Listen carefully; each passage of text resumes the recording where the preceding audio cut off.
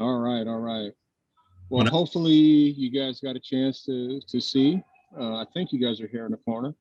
Um, I'm very pleased where we are at this point. Third week done. It's a hump week. I think there was a lot of stuff we accomplished. Um, had a good scrimmage today. I know we were thin in a lot of spots. We couldn't go as long as we'd like. I think we went left somewhere between 50 and 60 plays. But I felt our guys competed well. I thought there was a lot of give and take where the offense were making some plays and the defense were making some plays. And the defense really stepped up and kept the offense out of the end zone for a number of times that we were down there. I think this team is getting better. I feel really good where we are in terms of that progress. I think the point right now is to try to finish these next 2 weeks of getting some of that health back and continue to develop the depth in our program, particularly our young guys. The reps, I think these were valuable reps for them today to get a chance to scrimmage and play against each other. Good competitive stuff today. So I was very pleased. Good kind of finish to that third week, and hopefully we can have two more successive improvement weeks to feel good coming out of the spring process. So I think we're in pretty good shape so far, and we'll keep plugging forward. All right, I have a couple of first timers on with us today. So if you have a question for Coach or the players, just tell me in the chat area. First up, Brian Howell. Hey, Coach. I thought the physicality was pretty evident from your defense today, especially in those goal line situations. But on that note, also, I thought Alex Fontenot ran pretty physical. Can you talk about those two things, that physicality from your defense, but then also the way he ran today? Yeah, sure. I thought defensively, like you said, right when their backs were to the wall, particularly down there in the very deep in the red zone, I think they tightened up, and it was really hard to punch the ball in. And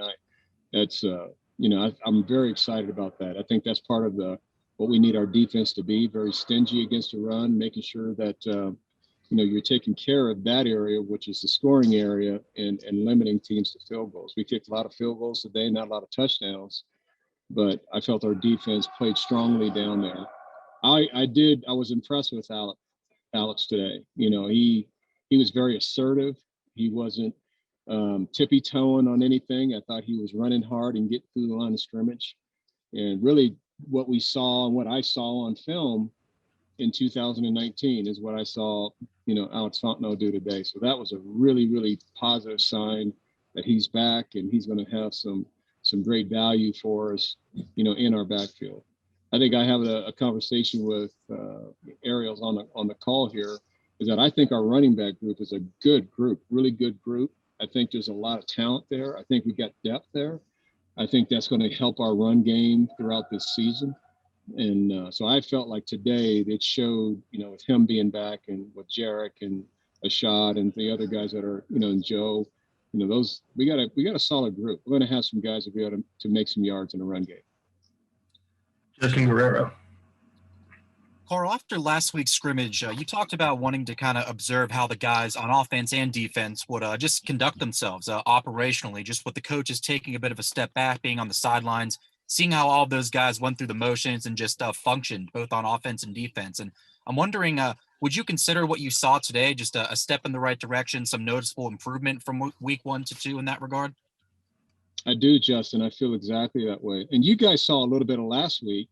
It was kind of a shortened version of a scrimmage, but I think last week was a little more, I would say, not as clean, in terms of the operation offensively, defensively, and guys were playing.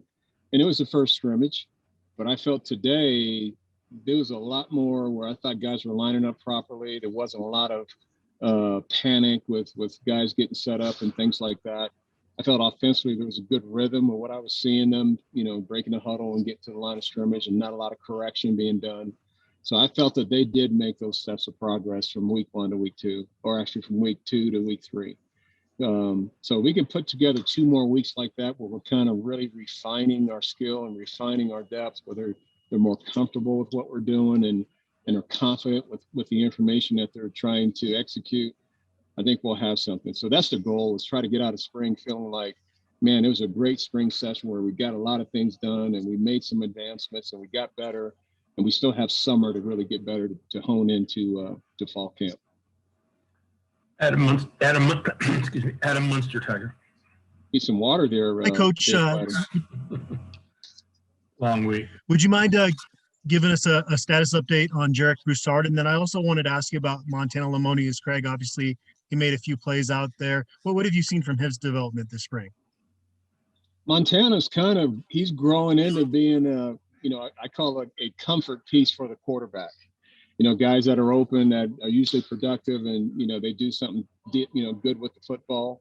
Montana is kind of getting in that role with the quarterback. They're really comfortable with him, and for a young player, that's a good thing. He hasn't really played all that much this past season, and we know that he's going to be a big part of what we do going forwards. And it's good to see that there's some comfort there that the quarterbacks feel with him. And with Jarek's he's nursing a little bit of a sore ankle. He's got an ankle sprain.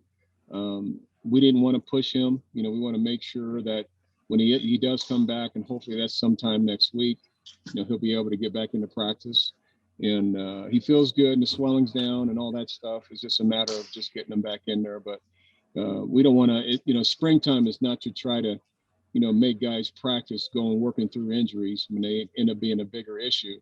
We want to make sure he's in a decent health position to come back and finish up spring, and he should be back next week. Brett Polly.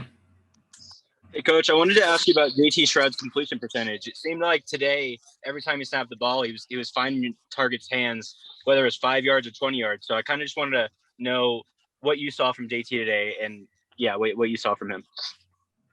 I thought JT did a nice job today. He is quickly digesting our information, for a guy that hasn't been here with us in the fall, and he came in January, and getting roots reestablished here. I think he's put in the time to really digest our information very well, and you can tell that his comfort level is really starting to get noticed, because like you said, he's being more accurate, he's being efficient with the football, he's taking advantage of the things that he sees. So I'm very pleased with what JT is. So we need a couple more weeks of this team continue to bring him along, and B-Lou. And, I thought Drew Carter did some positive things today too. And Grant Cicerone played a little bit today. So we are trying to make some ground with a lot of those guys, getting some work. And, but yeah, JT, I felt he looked like he had a pretty good command of what he was doing today. Back to Justin Guerrero. Karl, Caleb Fourier is a guy who had a number of nice plays today, scored a touchdown, and of course he's also been a guy that's battled some injuries since he did get to campus at Colorado. I'm wondering just what your impression of him has been this spring, and also of today, just getting to see him make a couple of those nice plays, if that did anything in just your overall evaluation of him, and what kind of contributor he can be in a deep tight ends room. We're hopeful that Caleb is kind of on that road to being and playing very similar to where his dad was here years ago. And, like you said, he came in here with a broken leg, and, so that was a process that it took a long time to heal. He wasn't able to do anything in the fall other than rehab and get himself healthy. But, he is at that point now, like you said, he's made a few plays, so his confidence is growing. And that's all you really need with a young player, right? Is to catch that first pass or to make that first touchdown. Remember what Brendan Rice did, right, early when he made his first touchdown. All of a sudden, he felt like, he belonged in the game, in the college game, so to speak. So I'm assuming that, Caleb, if we can continue to bring him along where he's making productive plays and gaining his confidence, he'll be a factor to help us in the fall. And at least he can take that in the offseason, going through summer, feeling like he can probably have a role for us offensively. So I'm very pleased with where he was when he first got here to where he is now, because actually he's got great potential, he's got great upside, and we're hoping that continues to move forward as we go through to fall camp. Back to Brian Howell. So Coach Drew Carter threw that touchdown to Caleb. I thought he looked pretty solid out there today. What do you think of his first real opportunity to get out there and scrimmage with you guys? He would be like the perfect example, Brian, because this is first scrimmage, right, that he played. First college scrimmage. I remember my first college scrimmage. Part of me there's a lot of anxiety. I was like, oh, shoot, am I going to get killed out here? I've never got hit, full live and, all that stuff. And as soon as I had my first catch and that first tackle, it kind of settled in. So I would say for Drew Carter, I'm sure he feels the same way. You know, as soon as he made his first completion, it was like, oh man, that's great. Now I can kind of season in and just hold him in and play. But I'm very pleased with where he is. And he's another guy that came in here in January, has to digest our offenses in a fast pace, which is hard for a freshman to do. And not that he knows everything yet, but he knows enough where he can execute and make some plays, and he did that well today. So I'm sure he's going to feel confident going into these last couple of weeks as well. And then Neil Welt. Hey, Coach, just really quickly, how important is Joe Davis's receiving skills coming out of the backfield there? How much is that helping him right now? Oh, that's big. I think all the backs, you know, that's the one area I think a lot of teams maybe use as, you know, that's the second or third thought in a passing progression is if there's nothing there, check it down to the back. Well, we do have some featured plays for the back, you know, where he's the first read.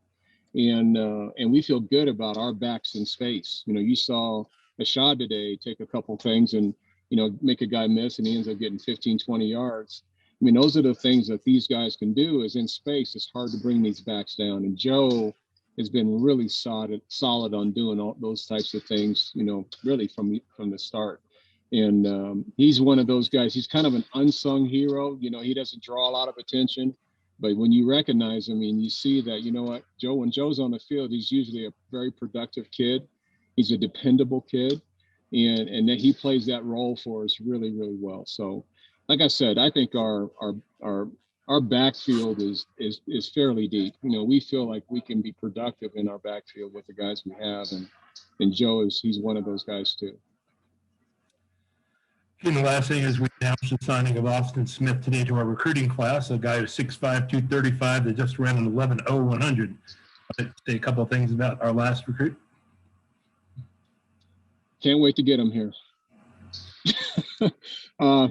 He's you know, he reminds me, you know, and I told him this when I was talking to him is I had a tight end years ago, my first head job at UCLA that he reminds me of by the name of Mercedes Lewis, and former basketball player Mercedes was.